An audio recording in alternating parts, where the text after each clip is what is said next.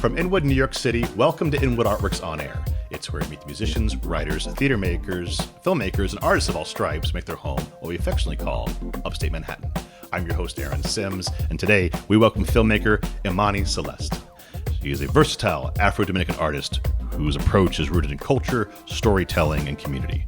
At NYU Tisch, she received the inaugural Hear Us grant.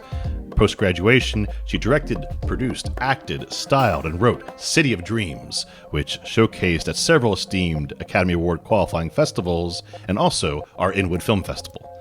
She has produced branded content for Essence magazine and a commercial for the New York Latino Film Festival. Her choreography and movement direction have been featured on MTV, Nowness, and Something Curated. In the city that breathed dreams, Imani Celeste embodies her community and tells their stories in all their unapologetic truth, drip, and glory. We are thrilled to have her here with us today to talk about what happens in front of the camera and behind the camera. Welcome, Imani, to Inwood Art Works On Air. Thank you for inviting me. I'm so excited to be here. It's great to have you. Yeah. How's it going? It's going good. It's really nice outside. I'm really enjoying that Saturday feel. I just love the weekend. So Me too. Yeah. It's a good time to get out and do things, right? Yeah. No, it's great. Well, we're happy to have you here. And so we got to talk, everyone has a good origin story. And, no one just pops out and says, I made a film. So how do you find your way behind the camera? Okay, so the origin story. I think first things first, I've always loved being performing, being entertaining for my family. Class clown a little bit? Yeah. So my dad would put on music and I would just dance in my little crib. I was always a performer. So I went into dance, started taking acting programs for the summer. There was this program that I was in that's actually based in Washington Heights, called Statement Arts that I did too. And I was I'm kind of really good at acting. And I also really loved film. So I would watch V for Vendetta is one of my favorite movies of all time. And I saw them do an accent. I was I want to recreate accents. So I fell in love with accents. I fell in love with acting. I'm also a Pisces, so I'm very emotional. And so I was able to just really connect to character and just emotion really easily. And then not having much acting training other than summer programs and knowing that I can cry because, I'm a Pisces, I auditioned for NYU, and that was my top school, and I got in for acting. It's a great stamp of approval there. Yeah, it was insane because, again, these people know all these different theories and acting training, and I knew nothing other than the fact that I can really feel character. And I always had the intention of wanting to create my own work. Issa Rae is a big inspiration for me. Then from there, got my minor in film production. And I always had this idea that I wanted to make a TV show about my life, my friends' lives. And the more I went into acting, I was this is really great content. And then I kept pursuing my film minor. And then it was during COVID and there was nothing happening. And I was let me start writing this. And I started writing it, and then the Heroes Grant happened. And then, so this is a proof of concept for a larger TV series, actually. And that's how I eventually got behind the camera. Nothing I'll go back to my college days, too. Yeah. I had a mentor of mine who said, make the art you want to see. Yeah. I mean, there's nothing more life-affirming than that. Yeah. And to be able to actually do it, there's a lot of dreamers out there. Yeah. No pun intended on the title or playing the title. But it's true, though. It's absolutely true. It's to be able to do it. I commend you for taking that step and making it a reality because it's not easy. And so you're saying, who are some of your mentors who helped influence you to push you out? Do you have anybody who helped you along the way? I mean, I think definitely my family was here for my artistic journey. I've been doing African dance since I was 12 or 13 at this company called Batotsu. And so that as well built me to also be a performer in a way. And again, summer programs I've done, and then just some teachers I had. I mean, NYU is a mixed bag, which maybe I'll get into. But there were some mentors I had, and then specifically for this film, we got partnered with a mentor. So mine was a filmmaker and producer named Alric Brown, and he teaches at NYU. And he was also really great in helping me structure this because, again, this was my first time making a film outside of like film class. So this was like real deal. We had like an Alexa, like, you know, like we were shooting, and I was like, oh my God, there's so many lights in my room. And like just learning the process, he was really helpful in that. And again, like, you know, films like V for Vendetta, seeing other creators do what I wanted to do was also a good guiding star. Yeah, the reason I bring that up because it does take a village. Like it does, like it's never, no one does it alone, and you pull from all these people, and it's also good to give people their due as well. Of course. Of course. But so let's talk about the project City of Dreams, actually, and you mentioned a little bit about the genesis of, you know, the context was COVID, and you had time to do it, and about your friends. But was there a specific idea that you wanted to explore that was like the kernel that launched the idea for like the actual storytelling of the film? I mean, again, I think it goes back to this being a larger TV series that this was a proof of concept for. Right. Like, what's this? What is the arc of the series? I guess I'm saying is it's proof of concept. Yeah. Like I guess let me reframe the question is that it's like, why does this matter? Like what like there's a lot of series out, there's a lot of short films out there. Yeah. Why this? For me, it's like I've never really seen Uptown ever anywhere on TV. Unless on Law and Order, right? Unless on Law and Order. They're always shooting here. They're in the shooting. park, I know, for trying or something. But not a story though, right? No, like there's never been, other than like obviously In the Heights, shout out to Lynn. Oh, sure. But I've never seen like a series or anything really about New York City in the way that I see New York City. We have Girls, we have Sex in the City, but nothing about Black and brown kids or teenagers or college students growing up. I've never seen what the plastic on my grandmother's couch is. I've never seen the domino slamming. Like all these like little specific nuances of growing up in New York City or being in New York City. And I was like, I want to see people like me represented on screen. And not only that, I want to see my city represented on screen. I want to hear them both blasting down Dykeman and you can't sleep because then they're blasting music, or like you go and you walk past like the hookah shops and it smells like raspberry or whatever flavor that they smoke. I don't smoke fake hookah. Raspberries. Yeah, fake raspberries. Because I don't smoke hookah. But it's just like, for me, it was like, how can I see my people represented? And then also tell like a nuanced story of like what it is like to go to a PWI and like being Black and brown and like what that looks like, what that feels like, and how you only have your community. And so that's kind of like where the series like delves into, and like obviously the nuances of learning about yourself in college, because I feel like that's kind of the beginning of your self journey, and like love and all these like sexuality, all these different things. And then I was like, okay, what are the main parts of the season 1 arc that I can condense really short into this short? And that's kind of where that started. And did you, as in you say, crunch it down into a proof of concept short? Were you able to walk away with the story you wanted to tell?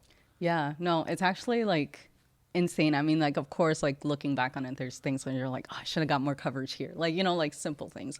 But in terms of like the storytelling aspect of it, I'm like, this was insane. And then my editor, Simo Matza, he's insane. Like he elevated, I had 2 editors, but he came on at the end and added VFX, and he just killed it. Like it's insane. And it added so much to the storytelling element because it's a weed film as well. So I wanted the audience to get higher with the characters. Pun definitely intended. Yeah. So it was really cool to see how that, you know, the weed aspect of the film influenced the actual I think story. it does. I think you feel like the evolution of the story going with it as the characters get higher and higher. Yeah. Absolutely. You know, well, you wore a lot of hats. I know you didn't edit it yourself, but No, I did not. but still, being again director, hats on off camera, you're in the film. Yeah, Make sure I film. mention that as well. So how did you negotiate all the roles? God, it was so hard. I was like, will I ever do something like this? Probably not, or have more team. Like, Yeah. obviously I love writing. Directing is fun as hell. Like, I love directing. Producing came to me because of this. But it's funny because now people ask me to produce, and I, again, did things like Essence, which I never imagined in my life that I'd be producing like branded content for Essence. But producing came to me because I didn't really have help and I didn't know what to do. So I just figured it out. So producing was kind of like a thing that I just had to do. Styling was like going on my friends' Instagrams and being like, can you pull this in your closet? What green do you have? And then I would FaceTime them and then we would mix and match clothes. And then I'm like, okay, perfect. This is what you're wearing. So it was really, really difficult as one person to do it all. And then we shot in 5 different locations, 3 days. But I managed to make it work, and it was such a rewarding experience. So any lessons learned other than don't direct and act in the same show? I mean, honestly, like I probably will direct and act again because I went to school for acting, Yeah. and acting is also fun. But I probably will have like a really insane co-producer next time.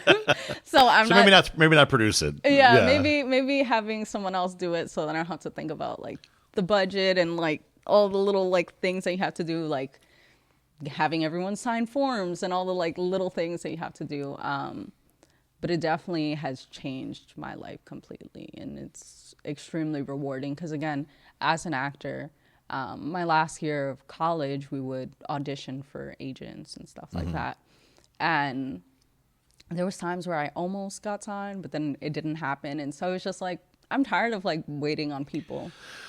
As I said before, make the art you want to see, Yeah. right? And I Yeah. think it's interesting too because I want to hear your take on it as well, because I do feel like there's been a definite shift in the paradigm of DEI in the industry. Yeah. Do you see it in your generation? I see it in my generation.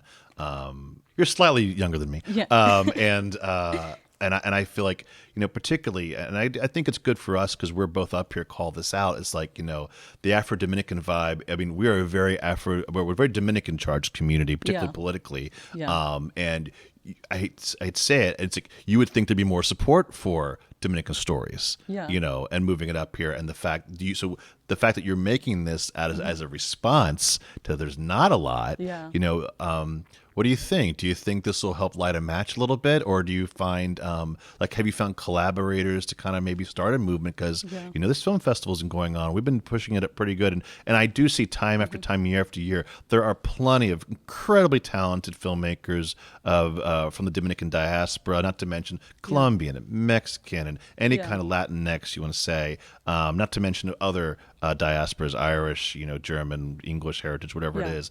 We're a melting pot community and we love it. But this is the time right now, to push forward a lot more black and brown stories. Yeah. And so I wanted to know from your point right here, having created this and being through it, have you found collaborators who are also doing the same thing as you to kind of push those stories forward? Yeah, it's like insane working with my friends again. Like we all everyone that you see cast in the film, at least main cast, and then everyone is my friend pretty much that's in this film. But Payroll was really easy for this one, probably. I love them though. They did a really big favor for me, and I'm like, I'm gonna work with them continuously from now on. And when I have the budget, Right. make sure that they get theirs. But in terms of like my friends, we all went to acting school, like the main cast, and we were tired of not being signed or dealing with the BS of racism, and especially like, my darker skinned cast members, like having to deal with colorism as well. So it's like, Yeah, within the community. yeah, so it's like in general, like I want to be like, okay, yeah, most of my cast is going to be black, like, and there's nothing wrong with that. And like, that's what it should be. Like if we're having a show or a film about black stories, my cast is going to be black, and most of the crew is also going to be black, because that's important. Like in terms of sound, in terms of lighting, in terms of camera work, like there's so much nuance that's involved, and people think, okay, maybe it's just cast, but no, it's also crew. It's also who's writing the stories. It's also who's directing the stories. And how you tell that story. And how you tell that story is super important. But it is really dope to see, like, as I've journeyed into filmmaking, meeting more people, working on more sets, working with more women or people of color as well, and seeing that there is like a really tight network of filmmakers and filmmakers of color in New York City that are like doing some of the dopest like music videos in New York City right now. So there is that community. It's will the execs and, you know, the heads of entertainment also recognize that, like, and I think that's where it goes into like hiring more content managers, acquisitions heads, them being more diverse so that they can recognize these stories matter. Yep. And I think it begins with you. It begins with you all to stay in the game. Yeah. And keep building, keep climbing the ladder, right? Yeah, definitely. So tell me, what's next for you then? I mean, you know, this is the proof of concept for a series. Yeah. Where are we in the series development? Yeah. It's like, do we have any nibbles about possibly like, is the series written out? Is it storyboarded? Is it ready to go? Just needs to go into production? Like where you are with the actual series? Well, the pilot is written. Yeah. I'm always like redrafting, re-editing. Sure. But the pilot is like building blocks is all done. So that's really cool and exciting. And I told the cast, I was like, guys, we need to get together and we need to read this. So, you know, doing that, applying for things, obviously, with the series, like episodic labs and things like that. Have, you know, always loved to pick up producing jobs because that's also, like, now I'm starting to produce, which is crazy. I've never thought that was going to be my life, but it is. Maybe you should start your own production company. I definitely am thinking about it 100%. Awesome. I've thought about it a lot, like a production company / creative agency, so I can do movement direction. I can do choreography because last year was very movement direction, choreography heavy. I shot in the Cayman Islands, which was super, super sick. Wow. So yeah, it's been a journey, and like, you know, obviously there's like a couple projects waiting to finalize things and find the schedule for that, and then working on the next short film, which I have a draft of. It's pretty final, but like, you know, always re-editing. It's very different. Shoot it uptown? Maybe if I have I think some of it might be shot uptown. It's a horror film, so it's very different, which is also really exciting. And there's a market for that right now. Yeah. Well, there's always been a market for it, but people love the horror films. Yeah, and it's funny because like finding my voice as a writer and director, it's like, who am I? Like, you know, like Quentin Tarantino's like super specific, and like all these like directors and writers are super specific, but I'm like, you know what? I just want to make what I want. Like, and there's nothing wrong with your voice changing. Yeah. Right? Yeah. So I'm just like, I'm going to write a dramedy series while also writing a horror film, and like, why not? Why not? Yeah. It could be Bridgerton, the horror film. You know what I mean? Or whatever it could be. Yeah. I mean, why not? Yeah. Right? Yeah. Well, I think it's awesome, and I can't wait to see what you're doing next. And I know City of Dreamz is continuing its festival circuit, and we wish you well with that. You know, it's been a pleasure speaking with you. Is there anything else you want to talk about we haven't covered? I don't think so. I mean, I'm really excited. Thank you so much for, you know, reaching out to me. This has been such a dope journey. But yeah, like, again, we're going to see how this festival circuit plays out. And yeah, I'm just really proud of my cast, my crew. They are my community. I love them so much.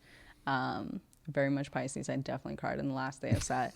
But yeah, I wouldn't be where I am without them. Well, we're extremely proud to include it in this year's Inwood Film Festival.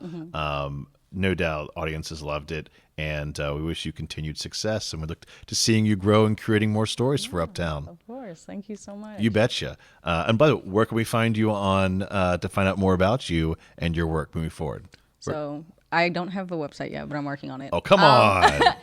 But I have my Instagram, which is Imani, IMANI _Celeste, CELESTE. But if you want to find out more about the film, we have an Instagram, City of Dreams, CITY.OF.Dreams, DREAMZ, because the Z is important. It's not dreams with an S, it's dreams with a Z, for flavor and your purposes. Yeah. Awesome. You have your marching orders, folks. Go check it out. All right. Thanks again, Imani. Pleasure to have you here. You bet. So here we are. This is an Artist Spotlight episode of Inwood Art Works On Air. It's where we meet the musicians, writers, theater makers, filmmakers, and writers of all stripes who make their home here in northern Manhattan. If you have a moment, please show some love right now and rate and review this podcast, 5 stars in Apple Podcasts. And many thanks to Church of Good Shepherd here for hosting us, and to HideSites.com for Uptown promotional support. Hey, you could support On Air and all that we do for Uptown by going to inwoodartworks.nyc/donate or via Venmo at Inwood Artworks. Tax-free donation. We really appreciate it.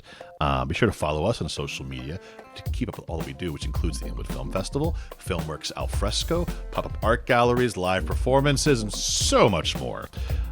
Inwood Artworks On Air is proud to be supported in part by public funds from the New York State Department of Cultural Affairs in partnership with the City Council, and our programming is made possible by the New York State Council on the Arts with support of the Office of the Governor and the New York State Legislature. From the top of Manhattan and the bottom of our hearts, thank you so much for tuning in. This is Aaron Sims for Inwood Artworks On Air.